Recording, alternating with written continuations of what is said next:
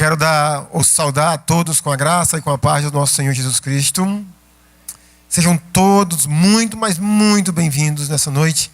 De uma maneira especial, queremos dar as boas-vindas àquelas pessoas que estão nessa noite nos visitando. Olha, seja muito, muito, muito bem-vindo aqui conosco. Abra sua Bíblia no Evangelho de Mateus, capítulo 16. Mateus 16. Vamos ler uma passagem que se encontra no versículo 13 ao 20 de Mateus, capítulo 16.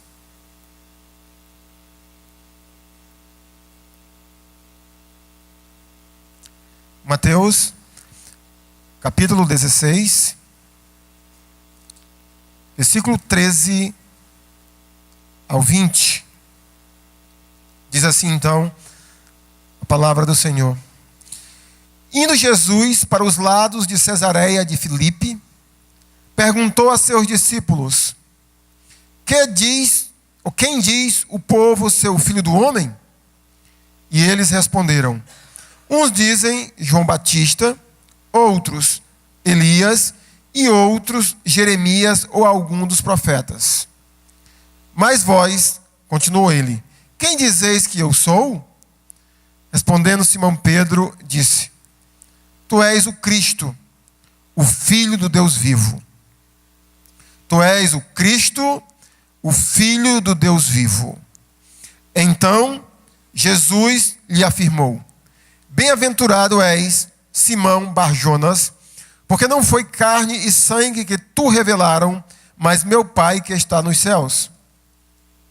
Também eu te digo que tu és Pedro, e sobre esta pedra edificarei a minha igreja, e as portas do inferno não prevalecerão contra ela. Dar-te-ei as chaves do reino dos céus. O que ligares na terra terá sido ligado nos céus, e o que desligares na terra terá sido desligado nos céus. Então, advertiu os discípulos de que a ninguém dissessem ser ele o Cristo. Vamos orar mais uma vez? Nosso Deus e Pai, mais uma vez nos submetemos ao Teu poder, à Tua presença em nosso meio. E humildemente, meu Senhor, te pedimos, em nome do Senhor Jesus Cristo, que o Senhor prepare a cada coração nessa noite, para que, Senhor, recebam a Tua palavra como de fato ela é, a Tua palavra. Que cada coração nessa noite esteja desejoso e ardente pela Tua palavra. E também te peço, Senhor, que se de repente partes do que for dito aqui mexer com convicções ou talvez com costumes, que da mesma forma o Senhor tire todo o bloqueio, para que fique, meu Senhor, o que for a Tua palavra. Peço proteção também para mim, que irei proclamar, Senhor, a Tua palavra. Como sempre te peço, mais uma vez te peço humildemente, me ajuda, Senhor, a ser simplesmente um instrumento que possa comunicar, meu Deus, a Tua verdade hoje à noite, a Tua igreja. Te peço isso, Senhor, em nome de Cristo Jesus. Amém. Cada vez que eu pessoalmente paro para pensar sobre esse nome, igreja, eu me deparo o quanto a gente é levado a ter uma compreensão totalmente diferente do que é a igreja de acordo com a ótica do Novo Testamento. Nessa noite, vamos tentar responder duas perguntas nesses 7 versos que lemos. O que é a igreja e como fazer parte da igreja. Grave bem, 2 perguntas simples. O que é igreja como fazer parte dessa organização chamada igreja. Vamos enfatizar os versículos 17, 18 e 19. Mas lemos um pouquinho do contexto, para a gente entender o que deu origem a essa declaração de Jesus sobre edificarei a minha igreja e as portas do inferno não prevalecerão contra ela. O texto começa com Jesus Cristo indo para um lugar chamado Cesareia de Filipe, na parte norte de Israel, e para ser mais específico, na parte norte da Galileia, que já é norte de Israel. Jesus está indo com os seus 12 discípulos, ou apóstolos, e por um momento ele para e começa a dialogar com os apóstolos, e ele faz 2 perguntas aos apóstolos. A primeira pergunta que Jesus Cristo faz é: o que as pessoas dizem sobre o Filho do Homem? O que as pessoas dizem sobre o Filho do Homem? E o texto não diz quem respondeu especificamente, mas diz que eles responderam assim, versículo 14. Uns dizem que o Senhor é João Batista. Outros dizem que o Senhor é Elias, o profeta Elias, lá do Antigo Testamento. E outros dizem que o Senhor é Jeremias, ou algum dos antigos profetas. Depois dessa resposta do que as pessoas pensam sobre Jesus, Jesus fita o núcleo ou o grupo dos seus 12 discípulos mais íntimos e pergunta para ele: mas vocês, o que vocês dizem a respeito de quem eu sou? Inclusive, é uma das primeiras vezes que no Evangelho de Mateus, talvez a única vez, que Jesus usa essa terminologia para ele: eu sou. No Evangelho de João tem tantas vezes: eu sou a luz do mundo, eu sou o pão da vida, eu sou a água. Mas aqui ele diz: que dizem que eu sou? E aí, apóstolo Pedro responde: tu és o Cristo, o Filho do Deus vivo. Tente gravar essa resposta do apóstolo Pedro, porque tem 2 declarações ou 2 conceitos importantes. Tu és o Cristo, Filho do Deus vivo. A partir daí, então, é que vem a declaração de Jesus Cristo. Primeiro sobre Pedro, e porque Pedro tinha respondido essa resposta: tu és o Cristo, Filho do Deus vivo, sobre a igreja e como fazer parte da igreja de Jesus Cristo. Mas em primeiro lugar, vamos tentar pensar sobre o que é a igreja. Porque eu percebo que, às vezes, grandes mentes no meio evangélico se perdeu com relação ao que é a igreja. Uma das frases que eu me entristeço muito é quando eu vejo frases assim: a igreja brasileira não tem mais jeito.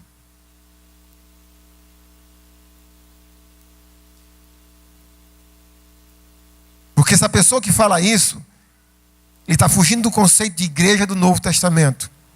A frase deveria ser mais ou menos assim: o meio evangélico não tem mais jeito. Porque quando nós olhamos para essa passagem, é a primeira passagem do Evangelho de Mateus que cita a igreja especificamente, a gente não vai concordar com essa frase. Porque a igreja, queridos, em primeiro lugar, a gente tem que entender quando foi que a igreja de Cristo começou.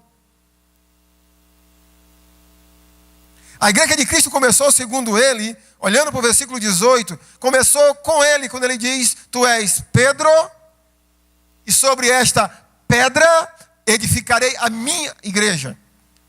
Então, preste bem atenção para isso aqui, é uma coisa muito simples, que nós estamos perdendo essa informação. A igreja de Cristo não surgiu com Martinho Lutero. Amém? Vou repetir para você. A igreja de Cristo não surgiu com Martinho Lutero. Amém? A igreja de Cristo não surgiu com João Calvino. Amém? A igreja de Cristo surgiu e foi fundada pelo próprio Cristo. Quando eu digo essa informação, nós já temos uma lacuna entre Cristo e Lutero, ou os reformadores, de mais ou menos 1500 anos. Porque na mente de muitos estudiosos evangélicos,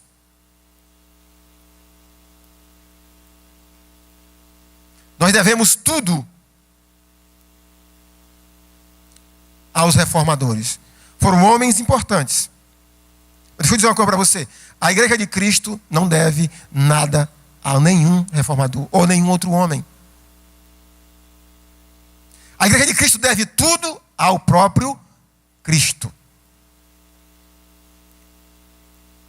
Por que eu não creio, irmãos, que a igreja de Cristo nunca teve dentro da igreja de Roma? História. Quando eu digo a igreja de Roma, todo mundo entende, amém? Por que ela nunca teve dentro da igreja de Roma? Porque se a igreja de Cristo esteve dentro, somente dentro da igreja de Roma durante 1200 anos, a palavra de Cristo não é verdade. Porque ele diz: edificarei a minha igreja, e as portas do inferno nunca prevalecerão contra ela.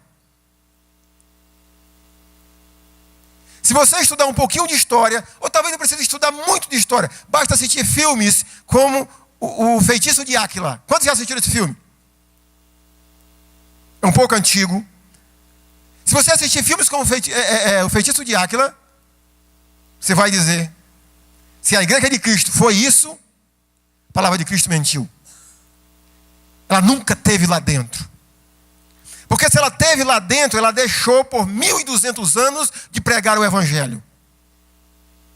Porque um dos primeiros desvios da igreja de Roma foi pregar uma salvação por meio das obras. Pode estudar a história. Foi inserir salvação por meio das obras, a começar com o batismo. Bem antes. A famosa frase, regeneração batismal. E todas as outras desvios doutrinários que durante esse percurso de 1200 anos distorceu, tornou tudo isso um labirinto de demônios. Ora, se por 1200 anos a igreja de Cristo não soube o que é pela graça sois, mediante, isso não vem de vós, é dom, não é por obra para que ninguém se glorie. Se por 1200 anos, meus queridos, ninguém pregou isso, esse texto não pode ser verdade. Você concorda comigo? Diga amém. Edificarei a minha igreja, e as portas do inferno não vão prevalecer contra ela. Isso é indução. Isso é dedução. Agora vamos para a história. Quando você chega, pode pegar qualquer livro que trate da reforma. A nossa igreja não tem a placa por enquanto. Mas qual é o nome, digamos assim, do nome da nossa igreja? Igreja? Vamos esquecer o memorial. Igreja Batista. Você vai estudar um pouquinho mesmo de história ou da reforma protestante. Você vai ver Lutero perseguindo um grupo de pessoas chamados anabatistas. Você vai ver depois, um pouco depois, que Calvino é um pouco depois de Lutero. Foram contemporâneos, mas Calvino é bem mais jovem. Você vai ver novamente Calvino perseguindo, matando anabatistas. Quem é anabatista? O que significa anabatista? Você sabe o que significa anabatistas? Rebatizador. Quando nós saímos dentro da reforma, olhamos historicamente, a gente vê que os reformadores estão perseguindo um grupo chamado anabatistas.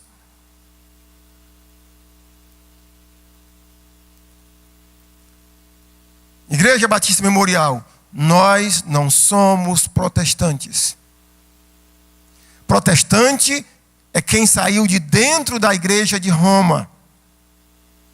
A igreja batista, ou esse nome Batista, que depois de Ana Batista ficou somente Batista, nunca esteve dentro da igreja de Roma. Por isso que nós não somos protestantes.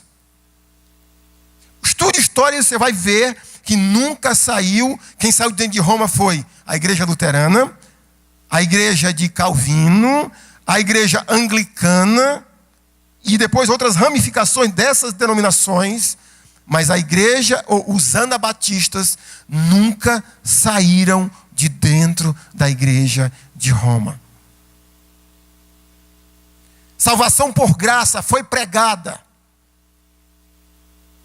durante toda a história da igreja, porque Jesus diz assim, edificarei a minha igreja e as portas do inferno não prevalecerão contra ela. Essa frase do versículo 18, quando Jesus Cristo diz assim, sobre esta pedra edificarei a minha igreja, há quem diga que Jesus está dizendo que Pedro é a pedra, mas o vocábulo grego, de onde vem o Novo Testamento, é duas palavras que são bem semelhantes: Petros e Petras. Petros, significado pedra pequena ou pedrinha. Jesus se refere a Pedro. Mas quando ele diz sobre esta pedra, é rocha. É um fundamento. Sobre esse fundamento, ele edificaria a sua igreja. Irmãos, se a igreja de Cristo ficou sucumbida ou escondida dentro da igreja de Roma, eu não creio no versículo 18. Porque aqui Jesus nos diz que ele é, em primeiro lugar, ele é o construtor da sua igreja. Você consegue ver ele dizendo, eu estou edificando a minha igreja. É um processo contínuo, perpétuo. Segundo, eu sou o arquiteto da minha igreja. Por isso que eu não concordo com a frase, a igreja A ou a igreja B não tem mais jeito. Eu não concordo com ela. Em terceiro lugar, ele é o dono da igreja. Ele diz, a minha igreja.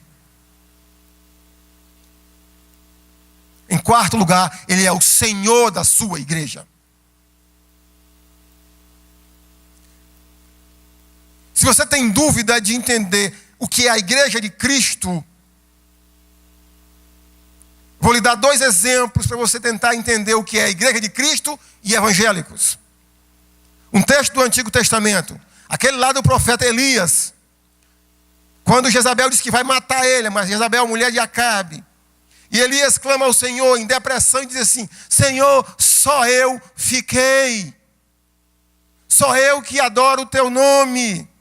E Deus fala para Elias, dentro de Israel tem 7.000 que não dobraram os joelhos a Baal. Sempre vai existir um remanescente fiel a Deus, sempre. Agora eu vou lhe dar um texto do Novo Testamento para você entender o que é a igreja e o que é essa questão florida, evangélicos. João capítulo 15. Quando Jesus diz assim, eu sou a videira verdadeira e meu pai é o agricultor. Todo aquele que estando em mim não der fruto, o que acontece? O agricultor vem e corta. Sempre vai existir, meus irmãos, os ramos, parasitas, que estão sobre Jesus, que é a própria igreja, atrapalhando, impedindo ou tentando frustrar os propósitos de Deus. Igreja, meus irmãos, é um organismo vivo, que durante um período de cerca de 2.000 anos, nós temos esse construtor, arquiteto, dono, que promete, por meio do seu poder, estar edificando ela. Está construindo ela, para um dia apresentá-la como igreja sem ruga e sem mácula, santa e sem defeito. Isso é igreja. Mas agora, como se faz parte desta organização. Como fazer parte da igreja? Voltando aos versos que lemos, há alguns indícios aqui que me parece nos mostra como que uma pessoa pode fazer parte dessa ou desse organismo vivo. Quando Cristo pergunta aos apóstolos quem ele é, e Pedro responde que ele é o Cristo, o Filho do Deus vivo, nós temos então a primeira indicação, que para fazer parte desse organismo perpétuo, eterno, o indivíduo precisa ter discernimento para saber o que você pensa sobre Jesus. E observe que quando eu digo essa frase, o que você pensa sobre Jesus, eu não estou colocando o sobrenome de Jesus, que normalmente nós chamamos Jesus Cristo. Se todo mundo que chama Jesus Cristo entendesse e cresce, o que significa Jesus Cristo, todo mundo iria para o céu. Pedro, então, manifesta aquilo que ele crê sobre Jesus. Duas palavras ou duas frases tão simples. Primeiro, tu és o Cristo. Pedro está dizendo, irmãos, até porque a palavra Cristo significa nada mais nada menos que Salvador. Aquele que morreu por causa dos meus pecados, para me dar o perdão dos meus pecados, para me dar o presente da vida eterna. Pedro cria em Jesus como o Salvador. Pedro também cria em Cristo como o Filho de Deus. Ou seja, o próprio Deus que se fez homem e viveu uma vida sem defeito por ser Deus e podia ser o meu Salvador, o meu substituto e o substituto de Pedro. A segunda coisa, além dessa, o que você pensa ou crê a respeito de Cristo? Se há alguma coisa para uma pessoa que ainda não aceitou a Cristo, não creu em Cristo, se ele pode clamar a Deus, o que ele pode dizer, se é possível fazer isso? Ele pedir a ajuda dos céus, ele pedir a ajuda do Espírito Santo de Deus, para que ele possa conceber a ideia, tu és o Cristo, o Filho do Deus vivo. Hoje de manhã, nós estávamos estudando o conceito de regeneração. Pastor Marcos explicou por A mais B que a primeira coisa que tem que acontecer no interior de um ser humano que um dia vai dizer o que Pedro disse e viver o que Pedro viveu é a regeneração. E um irmão me chamou, eu estava com muitas dificuldades para entender. Porque na cabeça dele era outra coisa. E eu tentei explicar para ele, ilustrar com a seguinte maneira: esquece a palavra regeneração e pensa na palavra geração. Como é que é gerado um ser humano? Poderia ser também um animal. Mas eu peguei o exemplo de um casal. Preste atenção. O que é regeneração? Quando a Bíblia fala de regeneração, tinha uma criança perto da gente. Eu falei, essa criança para ela poder vir ao mundo, ou seja, para ela poder vir ao mundo exterior, para sair do ventre de sua mãe, foi preciso que houvesse uma geração. Um dia esse casal coabitou, por meio de um ato conjugal.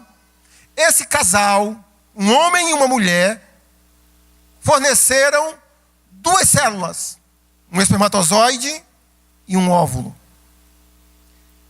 Essas 2 células se fecundaram e fizeram uma só. Como é que é o nome mesmo dessa célula que depois que se forma? Vocês lembram o nome? Embrião. Esse embrião rapidamente vai se multiplicar de uma célula para 2, depois 4, depois 16, e é exponencial. E vai tomando formas.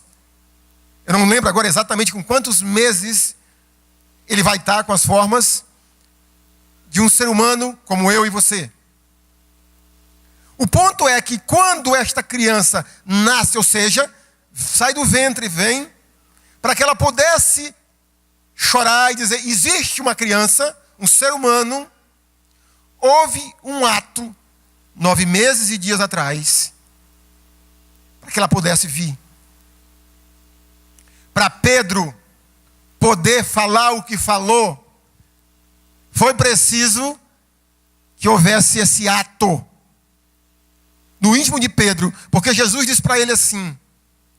Então Jesus lhe afirmou: bem-aventurado és, Simão Bar-Jonas, porque não foi carne e sangue que tu revelaram, mas meu Pai que está nos céus.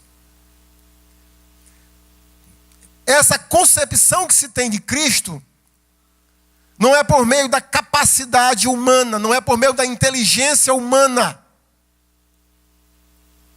É um ato dos céus. Quando nós terminamos ou continuamos estudando o Novo Testamento, parece-me que tem 2 agentes importantes para que isso aconteça, essa regeneração. Espírito Santo de Deus e palavra e Espírito Santo de Deus. Agindo para que no momento futuro, esse ser que foi gerado dentro de um ser que está morto, possa chorar, dizer mais ou menos assim: eu quero Jesus. Eu aceito Jesus. Eu quero Jesus para a minha vida. Então, é preciso, se você tiver consciência do que eu estou lhe dizendo, que você peça ajuda dos céus. E diga: Deus, assim como o Senhor interveio na vida de Pedro e revelou Jesus a Pedro, revela ele a mim, porque não está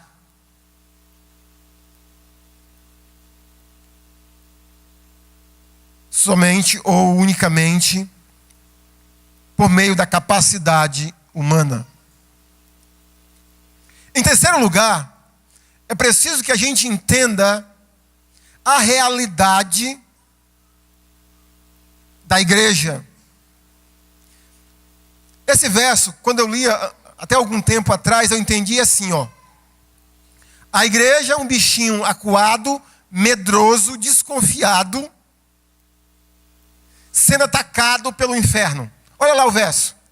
Também eu te digo que tu és Pedro, e sob esta pedra edificaria a minha igreja, e as portas do inferno não prevalecerão contra ela, igreja. A ideia que eu tinha que é o inferno que está atacando a igreja. Mas não é isso que o verso diz. Imagina na época de Jesus, todas aquelas cidades, ou quase todas, elas eram cercadas pelo muro. E elas tinham uma porta que, sobretudo em períodos de guerra, aquela porta e naturalmente os muros dificultavam ou impediam que o invasor entrasse para a cidade.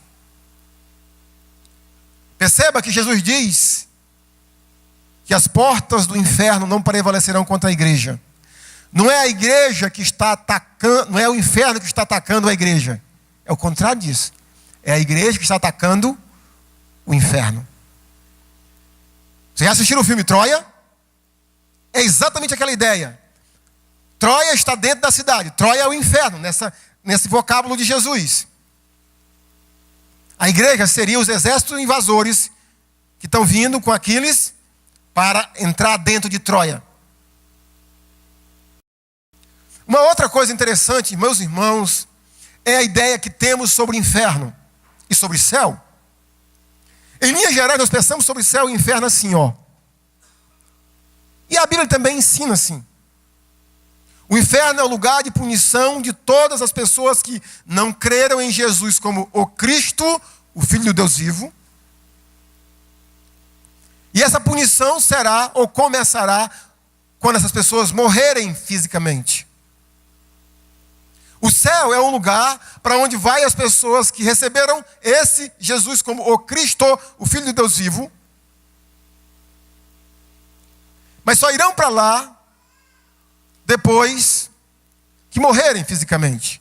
Ou que Cristo voltar e nos levar para o céu. Em parte isso é verdade. Mas quando nós olhamos o Evangelho de João, nós percebemos uma frase muito recorrente de Jesus. E a frase é: quem crê tem a vida eterna. Eu não sou bom em português. Mas tem, está no futuro ou está no presente? Presente? Vida eterna, sempre prometida na Bíblia, é a partir do momento que se crê em Jesus Cristo. Então, irmãos, segundo Jesus aqui, eu creio que ele está falando palavras bem semelhantes a que o apóstolo Paulo falou bem mais lá na frente, em Colossenses 1:13, quando ele diz assim, ó. Vamos ler, Colossenses 1:13.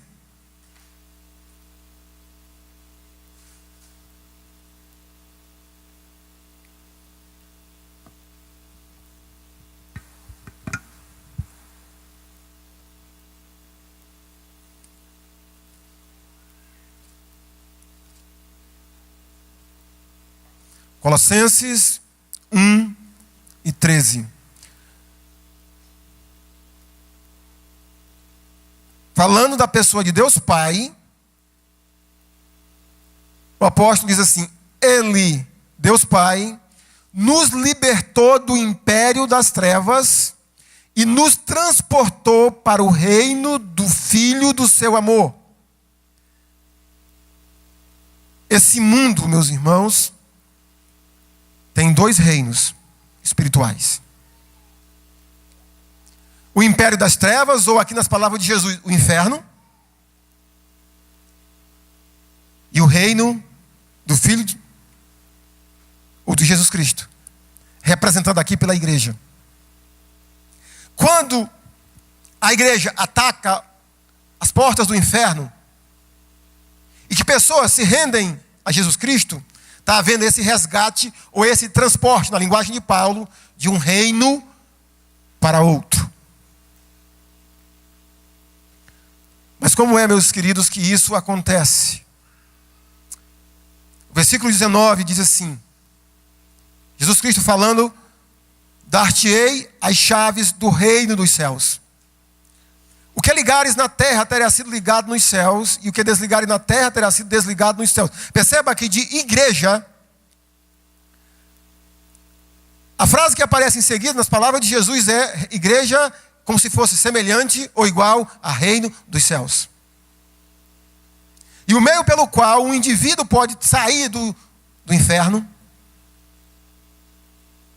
para ser transportado para o reino de Deus, para o reino do Filho do seu amor, creio eu, que está no poder ou na autoridade dado à igreja. Jesus diz assim: dar-te-ei as chaves do reino. Imagine só, se aqui o prédio que nós congregamos como igreja, só quem tivesse a chave fosse pastor Marcos e eu e pastor Marcos. A menos que se arrombasse a porta, ninguém poderia entrar. A porta é um lugar que dá acesso interno a esse prédio. E quem tem as chaves normalmente são as pessoas de confiança e de autoridade. As chaves aqui, irmãos, é um simbolismo de autoridade dado à igreja para tirar pessoas do inferno para o céu. E como é que a igreja faz isso? chave, ela tem um segredo. Toda chave tem um segredo, né? É preciso uma chave específica para abrir uma porta específica. E qual é o segredo? É o segredo revelado a Pedro por meio de Deus Pai. Tu és o Cristo, o Filho do Deus vivo.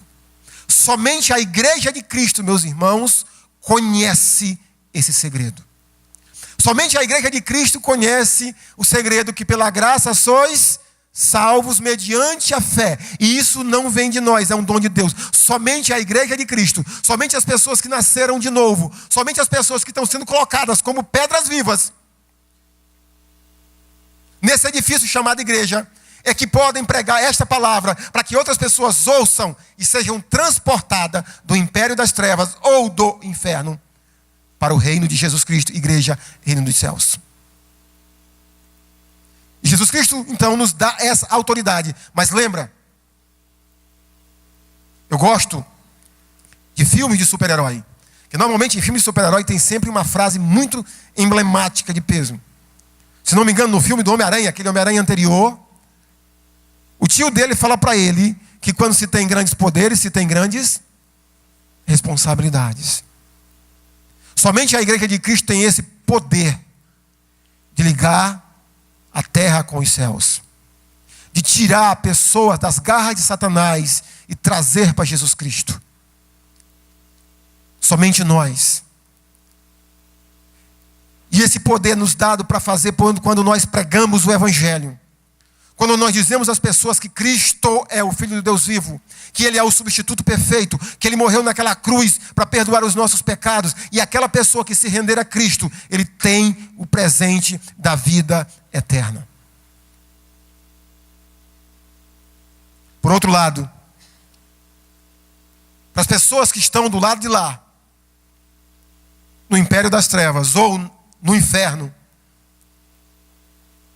não há outro meio de você passar para o céu. O único meio é Jesus.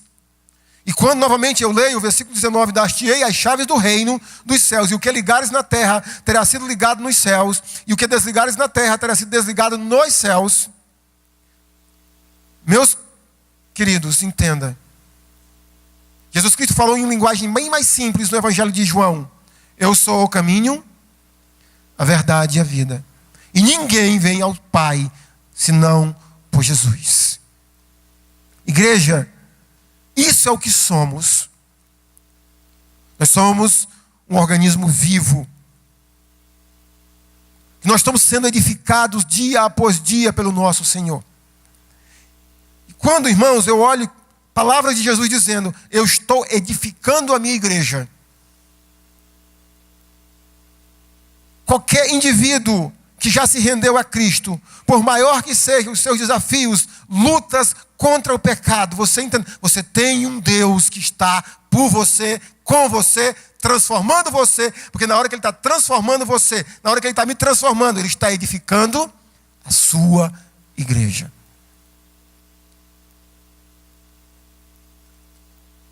Por outro lado, para fazer parte desta organização, desse organismo vivo, eterno e vitorioso, somente por meio de Jesus Cristo. E hoje à noite, eu quero fazer-lhe um convite. Se você ainda não tomou essa decisão de entregar a sua vida a Jesus Cristo,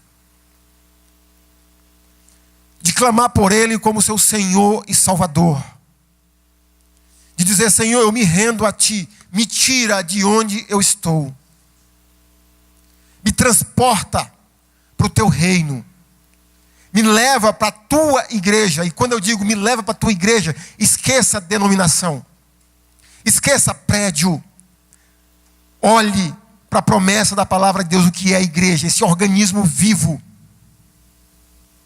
que durante 2000 anos, o Deus Todo-Poderoso está construindo, está edificando, está moldando, está lapidando, para um dia apresentar ao próprio Filho de Deus, ao próprio Jesus, como a sua noiva. A igreja, meus queridos, é perpétua e vitoriosa. Não há nada que possa impedir que ela cumpra o seu propósito.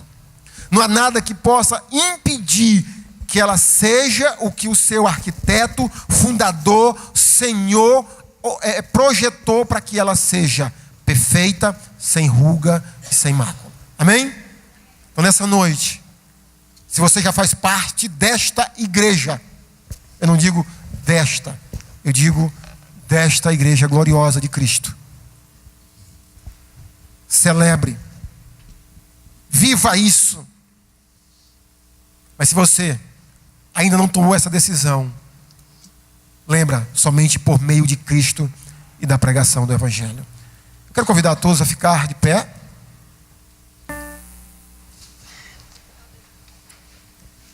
Vamos orar mais uma vez. E nessa oração,